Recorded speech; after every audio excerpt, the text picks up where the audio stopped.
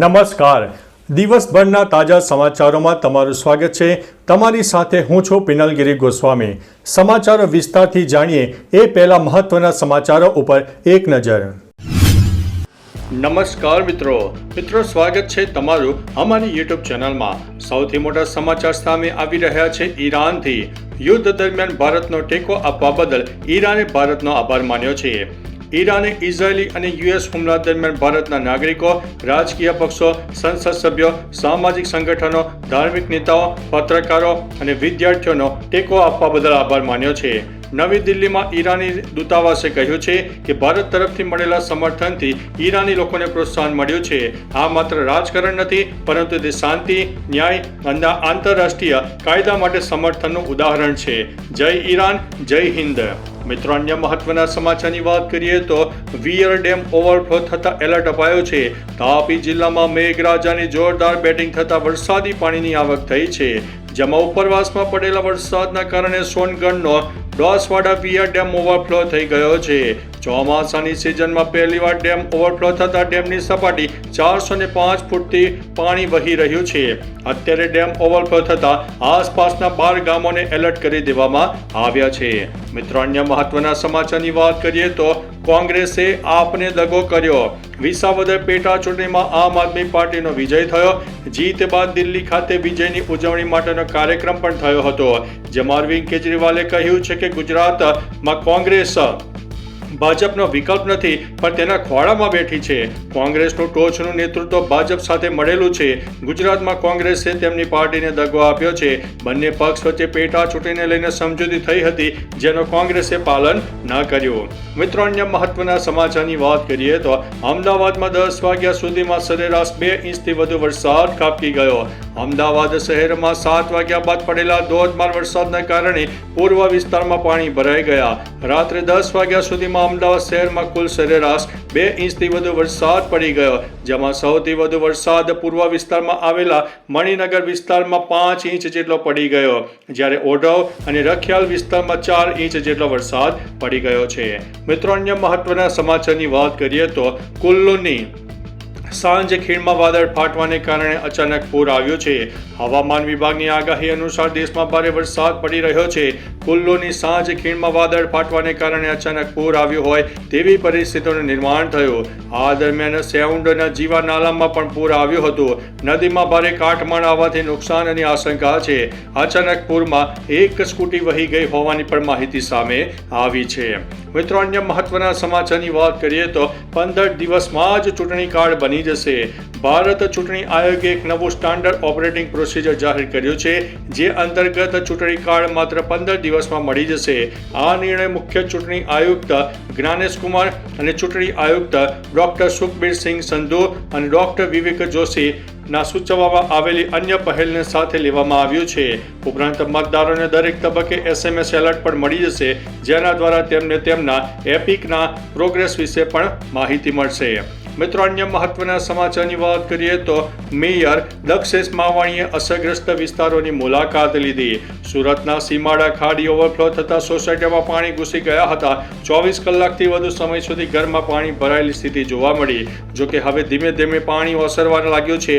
આ દરમિયાન મેયર દક્ષેશ માવાણીએ અસરગ્રસ્ત વિસ્તારોની મુલાકાત લીધી. પાણીના નિકાલ બાદ તાત્કાલિક સાફ સફાઈ અને દવાનો છંટકાવનો આદેશ આપવામાં આવ્યો છે. રોગચાળો ન ફાટે તે માટે તંત્રને એલર્ટ કર્યું છે. મિત્રો, અન્ય મહત્વના સમાચારની વાત કરીએ તો ઈરાનના 3 પરમાણુ સ્થળો પર ભારે નુકસાન થયું છે. ઈરાનના 3 પરમાણુ સ્થળો પર અમેરિકાના હુમલાથી તેહરાનના પરમાણુ સ્થાપનોને ભારે નુકસાન થયું છે. ઈરાને પોતે આ વાત સ્વીકારી છે. એપીના અહેવાલ મુજબ ઈરાનના વિદેશ મંત્રાલયના પ્રવક્તા ઇસ્માઇલ બાગાએ બુધવારે પુષ્ટિ કરી હતી કે ગયા અઠવાડિયે અમેરિકાના હુમલામાં દેશના પરમાણુ સ્થાપનોને ગંભીર નુકસાન થયું છે. મિત્રો, અન્ય મહત્વના સમાચારની વાત કરીએ તો વહેલ માછલીની ઉલટી સાથે 6 જણા ઝડપાયા છે. વડોદરા શહેરના અટલાદરા પોલીસ સ્ટેશન વિસ્તારમાં 1.5 કરોડની વ્હેલ માછલીની ઉલટી સાથે 6 લોકો ઝડપાયા છે. ઉલ્લેખનીય છે કે વ્હેલ માછલીની ઉલટી એટલે કે એમ્બરગ્રીસ તરતા સોના તરીકે ઓળખાય છે. સ્પર્મ વેલ માછલીની ઉલટીનો ઉપયોગ દવા અને પરફ્યુમ બનાવવા માટે ઉપયોગ થતું હોવાનું સામે આવ્યું છે. LCB ઝોન 2માં એનઆર્મ હેડ કોન્સ્ટેબલ ભવદીતસિંહ ઘનશ્યામસિંહને પોતાના અંગત બાતમીદારથી આ માહિતી મળી હતી. મિત્રો, અન્ય મહત્વના સમાચારની વાત કરીએ તો યુદ્ધમાં કુલ 627 ઈરાનીઓ માર્યા ગયા છે.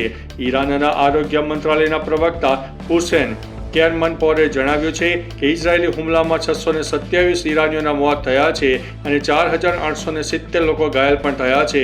સૌથી વધુ નુકસાન તહેરાનમાં થયું છે. ત્યારબાદ કેરમનશા અને અન્ય શહેરો પણ હતા જેમાં ઘણા લોકો માર્યા ગયા છે. કેરમપોરે જણાવ્યું હતું કે 86% લોકો હુમલાના સ્થળે જ માર્યા ગયા હતા જ્યારે બાકીના લોકો હોસ્પિટલમાં મૃત્યુ પામ્યા છે. મિત્રો, અન્ય મહત્વના સમાચારની વાત કરીએ તો વાદળ ફાટ્યો, 11 લોકો ગુમ અને 2000 લોકો ફસાયા હતા. હિમાચલના કુલ્લુ અને ધર્મશાલામાં 5 સ્થળોએ વાદળ ફાટવાની ઘટના બની. આ ઘટનામાં અત્યાર સુધીમાં 2 લોકોના મોત થયા છે જ્યારે 11 લોકો ગુમ થયા છે. SDRની ટીમ ઘટના સ્થળે પહોંચી ગઈ છે અને બચાવ કામગીરી ચાલુ કરી છે. 2000થી વધુ પ્રવાસીઓ અને 150થી વધુ પ્રવાસી વાહનો પણ ફસાઈ ગયા હતા. સિઉન્ડ નજીક ક્ષતિગ્રસ્ત રસ્તાઓને કારણે તેમની પાસે આ વિસ્તારમાંથી બહાર નીકળવાનો કોઈ રસ્તો નહોતો. લાહોરમાં પણ 25 પ્રવાસીઓ ફસાઈ ગયા હતા. મિત્રો, અન્ય મહત્વના સમાચારની વાત કરીએ તો વરસાદને લઈને મહત્વની અપડેટ સામે આવી છે. જંબુસરના દહેગામમાં ધોધમાર વરસાદ પડ્યો. દરમિયાન મોબાઈલ ટાવર ઉપર વીજળી પડી, જોકે કોઈ જાનહાનિ થઈ નથી. તાપીમાં છેલ્લા 2 કલાકથી વરસાદ પડ્યો. દરમિયાન કુકરમુંડામાં છેલ્લા 2 કલાકમાં 3.93 ઇંચ વરસાદ ખાબકી ગયો. બીજી તરફ સાબરકાંઠા જિલ્લામાં પણ છેલ્લા 24 કલાકથી વરસાદી માહોલની જમાવટ છે. મિત્રો, અન્ય મહત્વના સમાચારની વાત કરીએ તો તૈયાર રહેજો, વહેલી સવારે ધોધમાર વરસાદ. 30 જૂન સુધી વરસાદનું એલર્ટ આપવામાં આવ્યું છે. રાજ્યમાં ગાજવીજ સાથે બરસદે વરસાદની આગાહી કરવામાં આવી છે કેમ કે 2 વરસાદની સિસ્ટમ સક્રિય થઈ છે. દરમિયાન સુરતમાં વહેલી સવારે ધોધમાર વરસાદ વરસી ગયો. 30 જૂન સુધીમાં ગુજરાત અને કચ્છમાં ભારે વરસાદની સંભાવના છે. દાહોદ, મહીસાગર, છોટાઉદેપુર, અરવલ્લી, પંચમહાલ, નર્મદા, નવસારી, વલસાડ, દમણ, દાદરાનગર હવેલી, અમરેલી અને ભાવનગરમાં ભારે વરસાદ પડી શકે છે. મિત્રો, અન્ય મહત્વના સમાચારની વાત કરીએ તો ભારે વરસાદમાં નવસારીના હાલ 2 હાલ થયા છે. નવસારી જિલ્લામાં છેલ્લા 3 દિવસથી વરસાદ પડી રહ્યો છે. ઉપરવાસમાં પણ ભારે વરસાદ રહેતા નવસારીની કાવેરી, ખરેરા નદી બંને કાંઠે વહેતી થઈ છે. તડકેશ્વર મંદિરમાં કાવેરી નદીના પાણી ભરાઈ ગયા છે. ચીખલી, ખેરગામ અને વાંસદા તાલુકામાં ભારે વરસાદ પડી ગયો.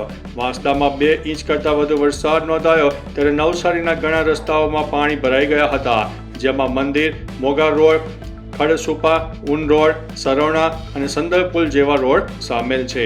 મિત્રો, અન્ય મહત્વના સમાચારની વાત કરીએ તો રુદ્રપ્રયાગમાં અલખનંદા નદીમાં મુસાફરો ભરેલી બસ પડી ગઈ હતી. ઉત્તરાખંડના રુદ્રપ્રયાગમાં મુસાફરો ભરેલી બસ અલખનંદા નદીમાં પડી ગઈ છે. બસમાંથી 5 થી 6 મુસાફરો બહાર ફેંકાઈ ગયા હતા. બચાવ ટીમ ઘટના સ્થળે પહોંચી ગઈ હતી. હાલ બચાવની કામગીરી હજુ પણ ચાલુ છે. આ અકસ્માતમાં ઘણા લોકોના મોતની આશંકા છે. બસમાં લગભગ 20 થી 25 મુસાફરો હતા. એક અહેવાલ મુજબ આ ઘટનામાં 1 વ્યક્તિનું મોત થયું છે, 7 થી વધુ લોકો ઘાયલ થયા છે અને 10 લોકો ગુમ હોવાના માહિતી છે. મિત્રો, અન્ય મહત્વના સમાચારની વાત કરીએ તો સમગ્ર રાજ્યમાં શાળા પ્રવેશોત્સવ શરૂ. મુખ્યમંત્રી ભૂપેન્દ્રભાઈ પટેલના નેતૃત્વ હેઠળ 26 થી 28 જૂન એમ 3 દિવસ સમગ્ર રાજ્યમાં શાળા પ્રવેશોત્સવ અને કન્યા કેળવણી મહોત્સવ શરૂ થયો છે. આ શાળા પ્રવેશોત્સવ દરમિયાન બાલવાટિકામાં રાજ્યભરના આશરે 8,73 લાખથી વધુ નાના ભૂલકાઓને પ્રવેશ આપવાનું સરકારનું આયોજન છે. મિત્રો, અન્ય મહત્વના સમાચારની વાત કરીએ તો ગેંગ વોરમાં ગોળીબાર, 12 લોકોના થયા છે મોત. અમેરિકાના મેક્સિકોમાં એક ખૂબ જ દયનીય ઘટના બની છે. એક કાર્યક્રમ દરમિયાન બંદૂકધારીઓ અંધાધૂંધ ગોળીબાર કરતા 12 લોકોના મોત થયા છે. આ ઘટના મેક્સિકોના હિંસાગ્રસ્ત રાજ્ય ગુઆનાજુઆટોમાં બની હતી. ઓનલાઈન શેર કરેલા વિડીયોમાં દેખાય છે કે ગોળીબાર શરૂ થયા બાદ ડરી ગયેલા લોકો વચ્ચે અફરાતફરીનો માહોલ સર્જાયો. ઇરાપુઆટાના એક અધિકારીના જણાવ્યા મુજબ ઘટનામાં 12 લોકોના મોત થયા છે અને 20 લોકો ઘાયલ થયા છે. મિત્રો અન્ય મહત્વના સમાચારની વાત કરીએ તો બનાસકાંઠાના ખેડૂતોમાં ખુશીનો માહોલ. ગુજરાતમાં છેલ્લા 24 કલાકમાં 140થી વધુ તાલુકામાં વરસાદ નોંધાયો. રાજ્યના મોટાભાગના વિસ્તારોમાં ખેતી કરવા લાયક પૂરતો વરસાદ વરસતા ખેડૂતોમાં ખુશીનો માહોલ છે. બનાસકાંઠાના ડીસામાં પણ છેલ્લા 24 કલાકમાં ખેતી કરવા માટે પૂરતો વરસાદ વરસતા ખેડૂતોમાં ખુશીનો માહોલ છે. યોગ્ય વરસાદ વરસતા ખેડૂતોએ ખેતીની તડામાર તૈયારીઓ પણ શરૂ કરી દીધી છે. મિત્રો અન્ય મહત્વના સમાચારની વાત કરીએ તો વરસાદે જીવ લીધો, પ્રવેશોત્સવ અટવાયો. અમદાવાદમાં વરસેલા વરસાદમાં ઠેર ઠેર પાણી ભરાયા. દરમિયાન ઓઢવમાં વરસાદી પાણી ભરેલા ખાડામાં એક વ્યક્તિ પડી ગયો હતો. બાઇક લઈને જતી વખતે આ વ્યક્તિ ખાડામાં પડ્યો. ફાયરની ટીમે તેનો મૃતદેહ બહાર કાઢ્યો હતો. બીજી તરફ નવસારીમાં નેશનલ હાઈવે 48 પર ધોધમાર વરસાદ પડ્યો હતો. અહીં ઓછી વિઝિબિલિટી હતી. વાહન ચાલકો હેરાન થઈ ગયા હતા. ચીખલીની આમદરા શાળામાં પાણી ભરાતા પ્રવેશોત્સવ અટવાયો હતો. મિત્રો અન્ય મહત્વના સમાચારની વાત કરીએ તો વરસાદી માહોલ જામ્યો. હવામાન વિભાગની આગાહી વચ્ચે જૂનાગઢ શહેર અને જિલ્લામાં વરસાદી માહોલ જામ્યો.